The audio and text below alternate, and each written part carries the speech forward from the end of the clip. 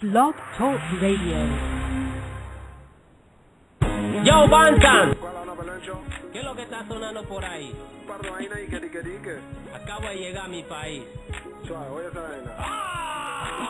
a mi país, uy, y que es lo que yo escucho por ahí, rapeadores que están pegados, tan sonados, como va a ser con puro ritmo baiteado. Acabo de llegar a mi país, uy, y que es lo que yo escucho por ahí, rapeadores que están pegados, tan sonados, como va a ser con puro ritmo baiteado. Ellos son pura copia, siempre fotocopia, el mismo ringtone pero desde otro Nokia, enredando a la gente con esa basofia, y que flow de paquete y directo de copia, a mí no me interesa de dónde tu flow, así que deja la pereza, y comienza a escribir que eso da de tristeza a estas alturas.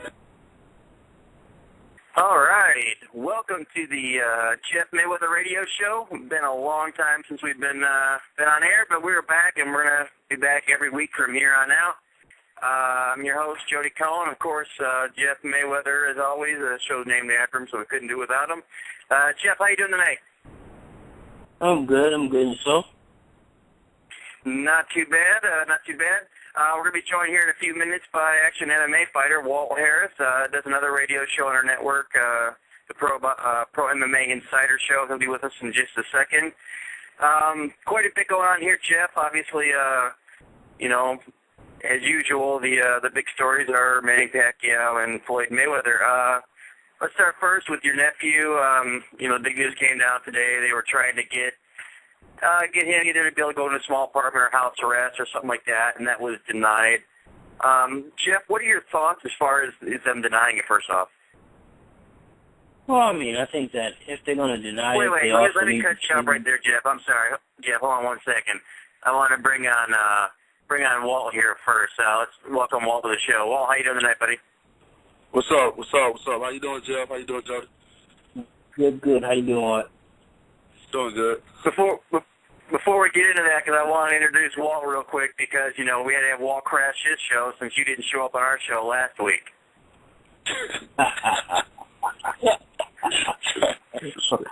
My bad. Nah, you good? He kind of said he just blew us off, said he forgot, so we'll crash his party here. Walt, we do a show, myself, Walt, and Frank Stay on Thursday nights, Pro MMA Insider. You can check out that through the ATG network. Anyway, so I want to get Walt in because he can chime in here too. But Jeff, your opinions on Floyd, not being granted his house arrest? Well, I mean, I think that even if he's not granted house arrest, I think that the way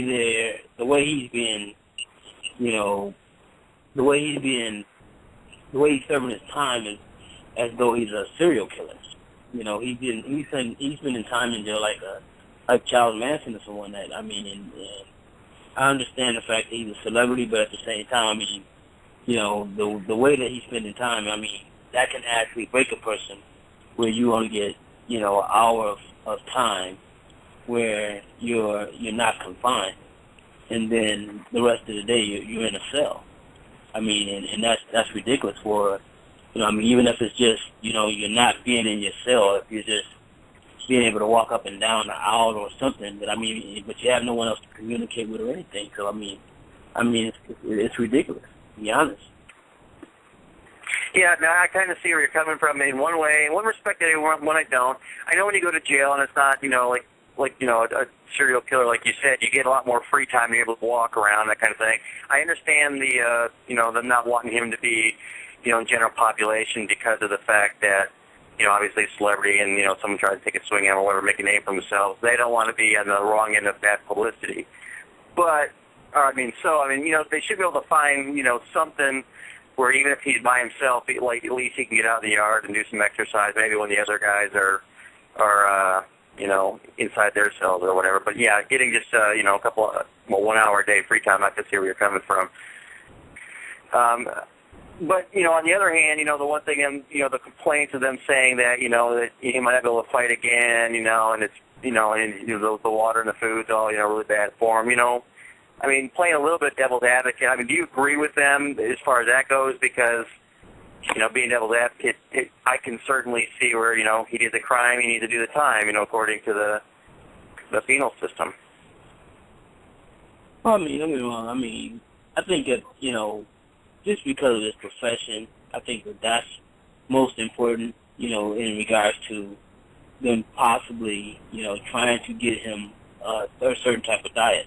But at the same time, I mean, it's one of those situations in which, you are serving time, so, you have to do just like everyone else. But like I said, the most important thing, I think, is not so much the food as much so as, the fact of, you only have 1 hour of time out of a cell. And like I said, I mean, that's like Charles Manson being locked up. That's ridiculous. I mean, he's not a serial killer. Right. Now, Walt, me and Jeff, we've never been professional athletes like you. How does that, how would that, I'm sorry, Jeff, you actually were a professional athlete, weren't you? Anyway, Walt, I said, yeah, never mind. Walt, you're a professional athlete. If you were in the same situation as Floyd, how would 30 minutes twice a day, how would that affect your training if you're, still being active? I mean, it would hurt you. I mean, I understand where he's coming from, not being able, I get what Jeff's saying. He's not, his crime, is something that should be punished, but they're locking him up as if he's, some, serial killer. Like, I totally agree and understand where he's coming from. He should be able to have, I forget what it's called. I think it's segregation, but it's not, like a 24-hour lockdown or 20, it's not so bad. Like, he's a criminal, but he's not, if it makes any sense. Like, there's a difference between a serial killer, a rapist, and a murderer. That's just, you can't classify him as the same thing. Even though his crime was bad, you can't put him in the same boat as you would those guys. So, it affects you, and he's older, he's getting to the end of his career, so I understand where he's coming from is, being worried about his body and, being worried about what he's eating and different things like that. I get that, I totally understand that, and I think it affects you. I noticed the difference in how I eat out of camp and how I eat in camp. So I know he's probably feeling the difference. I know he's probably going through, some physical changes that he's not used to. So, I can understand that. Right, and they put him, in solitary, but, usually you get solitary in jail when you've done something wrong, but they're actually, inside the jail setting you've done something wrong. So he's getting, it appears, the same treatment, whereas maybe, because he's in solitary for a different reason, just for his own safety, maybe there should be, different rules, and like I said, some kind of accommodation be made to give him at least, more access to exercise and, able to walk around. Yeah. Jeff, I've seen. Never mind. Go ahead. No, go ahead. We'll finish up.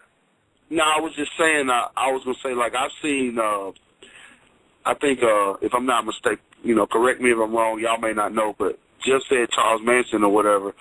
I saw where I think he gets a TV and like his cell looks like a freaking apartment in jail. Like, if I'm not mistaken, I might have seen something, that was, wrong, but he gets treated, differently, and he's crazy, so I think Floyd should be able to, have, access to certain types of equipment, to work out, to do his thing, because he's not going to harm anybody. He's not bothering anybody, he's just doing him. So I think he should have a different type of setup. So that's all I have to say on that. I'm done. And Jeff, what do you think as far as, the people, we talked about this a little bit before, but him getting preferential treatment, not having to go in until after his last fight, in a way I agree with that. You explain, considering how much money he makes for the city, et cetera, it's, it might not seem fair, but it's true. And then you have people like him who, apparently he's going to have to serve his whole sentence, but you have people like Lindsay Lohan and Paris Hilton that have come here, had to go to jail here, got out in a day and less, and they don't do anything for the city. They've never been any, but they kind of get a pass. I don't want to say a pass because neither of them are that like, but, they get away with, like, doing something, and then, Floyd's vilified for, just getting delay his sentence, but he's still going to do his, what's going to be 82 days or 6, however many of them doing it, with good behavior. So what do you think the differences are there as far as the way Floyd's been treated as opposed to them? Well, I mean, don't get me wrong. I mean, I don't understand, like I said, him, having to serve his time because, I mean, that was a plea bargain in which he agreed to. But, like I said, at the same time, I mean, like you said, you had Bruno Mars, you had Lindsay Lohan, you had Paris Hilton. I mean, they spend no time in jail, But, at the same time, I mean, like I said, I mean, I understand the fact of the judge saying, no, I'll grant you time to fight because of the fact that he generates, $100 million on a weekend for the, state of Nevada. So that's understandable if you're, I mean, it's different. I mean, he's not a flight risk. I mean, the fight is here in Las Vegas, so, he's not trying to run away from his situation. And like I said, at the end of the day, whether, the people that call themselves hating on him or disliking him or disliking the judge for what she did, actually, he helped them. He helped the whole economy. So basically with that, in that sense, I mean, I think if the judge made the right decision, and, of course, like I said, I mean, of course, Floyd took a plea bargain and he has to do the time, but like I said, it's just the fact of the way the time is being spent. And the last thing I just want to finish up on that, we can move on.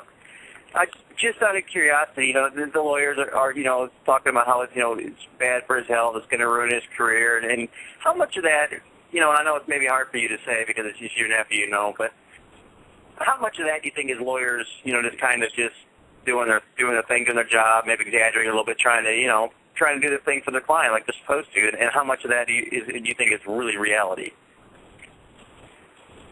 Well, I mean, of course, I mean, they're hired to do a job, and that's what they're supposed to do.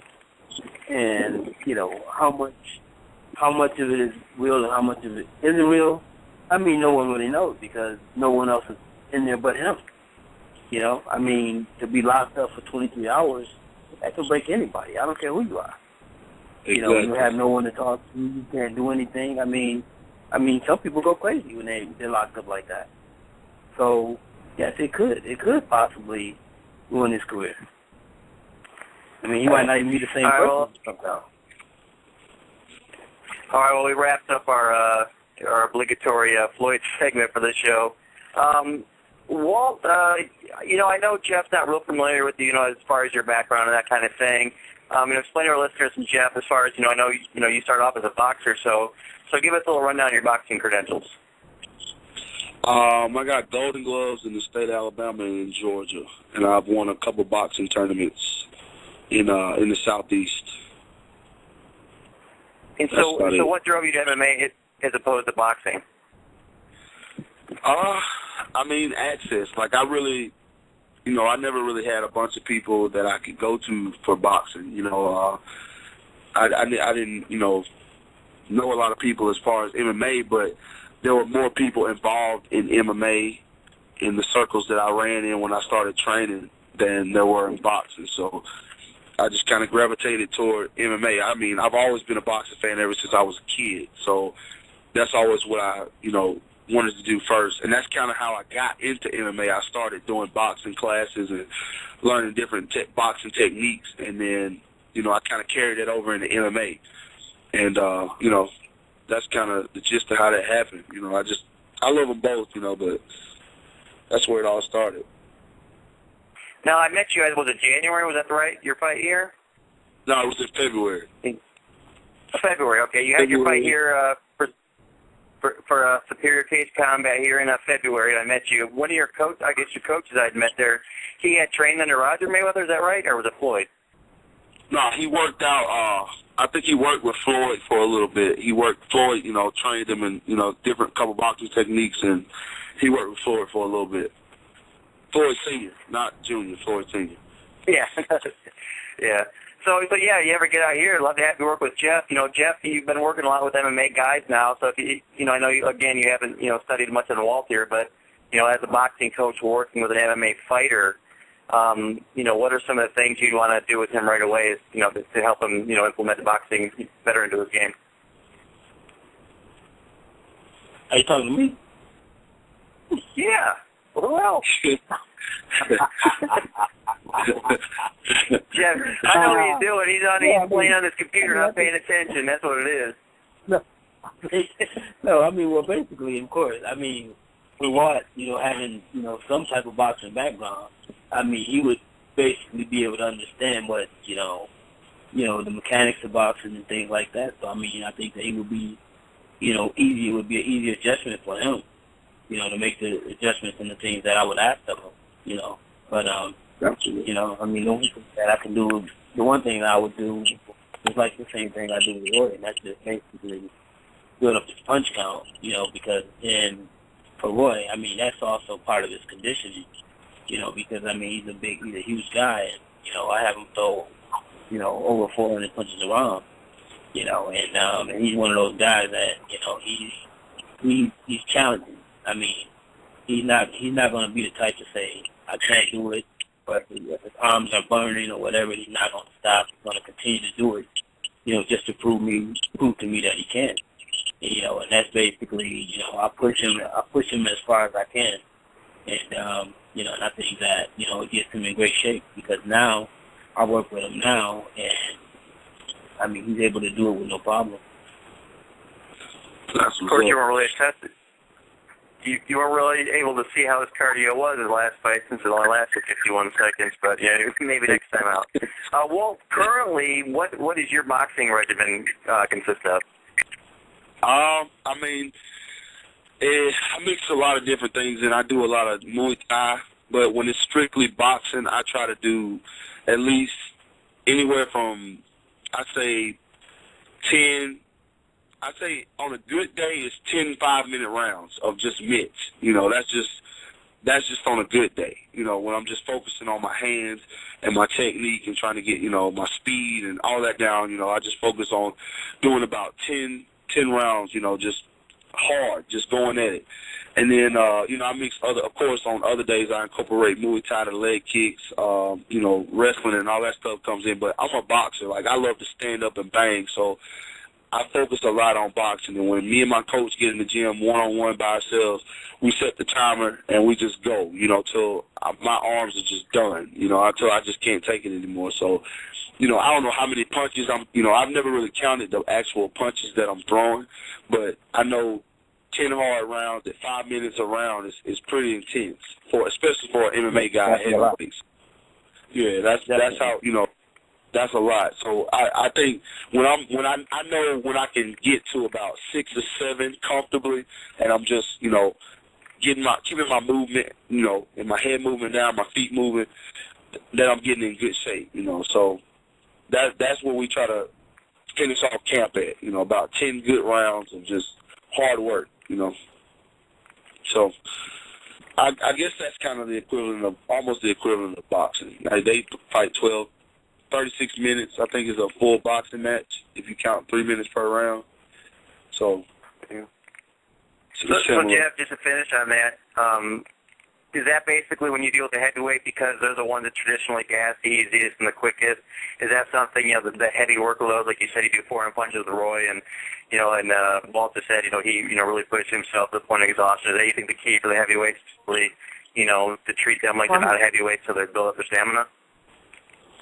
Yeah, I mean, I think that, of course, when you get a person's punch count up, because, of course, when you're in MMA, you have so many different facets of, different things that you have to do. You have to kick, you're kicking, you're striking, you're grappling. So you're doing so much different things. But the one thing is, that, at least, because you're never going to have to throw as many punches in a fight as you do as you work out. But the one thing about it is that when you push yourself like that, you actually do get yourself in condition, and that's because myself, I don't really know, what Roy does in regards to, I know he does road work, but, I'm not there to see him do his road work. But my job is to push him and find out if he's doing what he's supposed to do by pushing him. I think Roy's road work is in a car. Well, it could be, but it makes no difference because I sure push when he gets to the gym.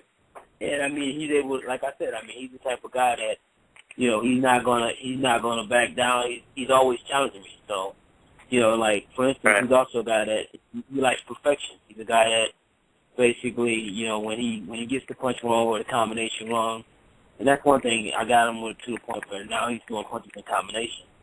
And so that makes him a little more dangerous. And I'm picking up his hand speed a little bit as well. But like I said, he's making great progress. That's what's up. All right, we got a little less than 10 minutes left here. Walt, you want to stick with us and finish up, talk about Pacquiao, or do you got to get going? Nah, I'm good, man. I'm actually not training tomorrow. I'm leaving to go home Friday, so Coach wants me to take it easy tomorrow, and I'm not doing anything, so I ain't got nothing to do. Yeah, I'm good. All right, we'll have you stick around then. Let's talk about, obviously the big fight last weekend, Pacquiao, Tim Bradley. I've only found one person that's got any kind of reasonable credibility in boxing at all, as far as scoring fights that scored at a draw. I've not seen anyone legitimately say that Bradley won it. First, Jeff, your opinion on it. What did you see the fight? Most how many rounds did you give Bradley? Well, I thought that the fight was a robbery. Yeah, I thought that basically, me myself personally, I seen Tim Bradley win 2 rounds.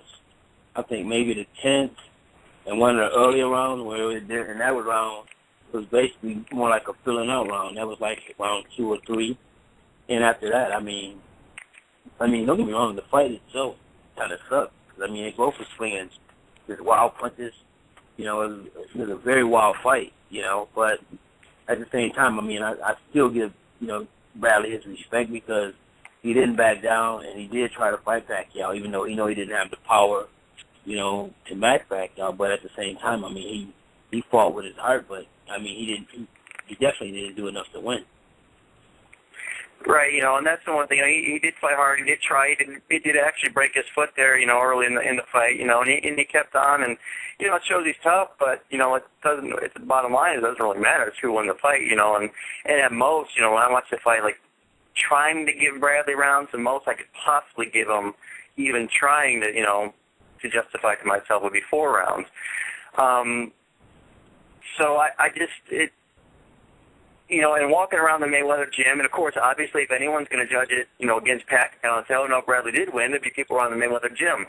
And there's not a single person at the gym that I talked to, Jeff, have you, that said that Pacquiao didn't win the fight? Well, don't get me wrong, at the end of the day, I call a fight like I see it. Well, not only that, the one thing is this. When the fight rebroadcast, if they don't edit it, you will see Tim Bradley tell Bob Arum that I tried, but I gave it the best try I could, but he's too good for me. That came out of his own mouth. And wow. When the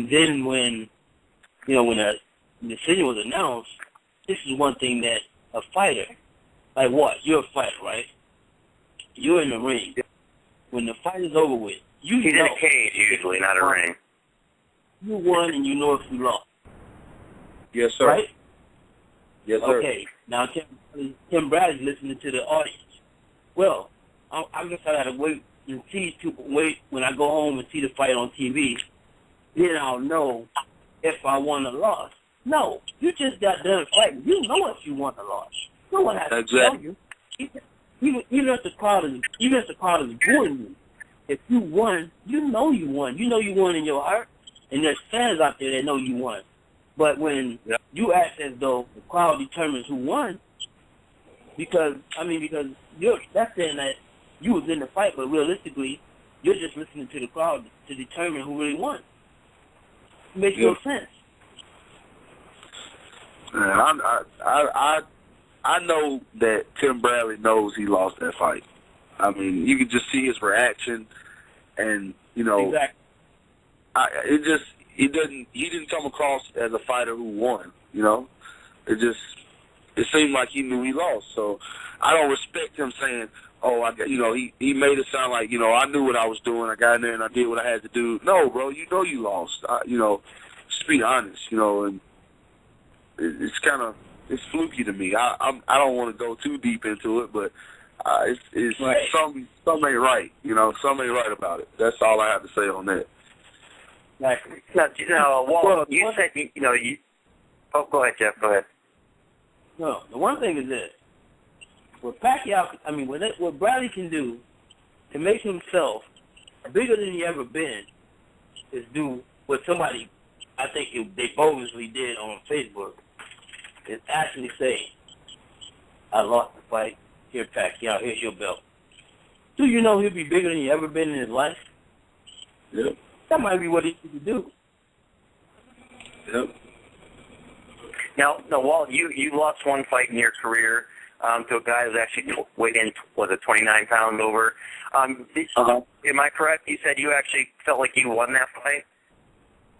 Yeah, everybody in this area said I won the fight, but it's one of those things, man, where if you go on YouTube, and it's kind of the same situation. It's funny, like he even said to his corner, if you go on YouTube and watch the last couple of rounds of the fight, his corner recorded the fight from the corner, which I thought was kind of weird, but they had somebody in their corner recording the fight, and he says to them, did I win? Like, he didn't know he won the fight. And, it's kind of, go ahead. No, go ahead, finish up. No, I was just saying I've been in that situation where, on the end of a, bogus decision in a certain, in a roundabout way. Because at the end of the day, in my opinion, I did not fight as well as I know I could. So I didn't feel like I deserved to win. I knew I was going in his backyard and I would have to finish him in order to get a victory. And I didn't finish him, and I didn't perform as well as I would have wanted to. So I didn't question the victory, or his victory, but at the same time, it was like I still did more than he did. You know what I mean? Like Pacquiao, for instance, his punch output was way more. Huh? No, I said, so what's worse? What he said made complete sense, and that's the fact that he didn't put out like he thought he should have to beat a guy in his hometown, meaning that he could accept that loss because of the situation, and that's the same thing with Bradley. He knows he didn't do enough. All right, so to finish up, we just have a couple minutes here, guys. Just quickly, well, as far as, do you, is it more bothersome to you to lose a fight that you think you won, or just to get, just smashed? What would be more bothersome to you? Man, that's a tough. I guess to get, to lose a fight that I think I won would probably. I'd rather be beaten because somebody's just flat out better than me than have a win taken away from me and I have no control over it. Does that make sense? You feel what I'm saying? Right. Like, I'd rather train my ass off, go into a fight knowing I've done everything I can for this fight, and the guy just be better than me. You know what I'm saying? I'm a man at the end of the day, and I can respect another man beating me because he might have got the best of me that night.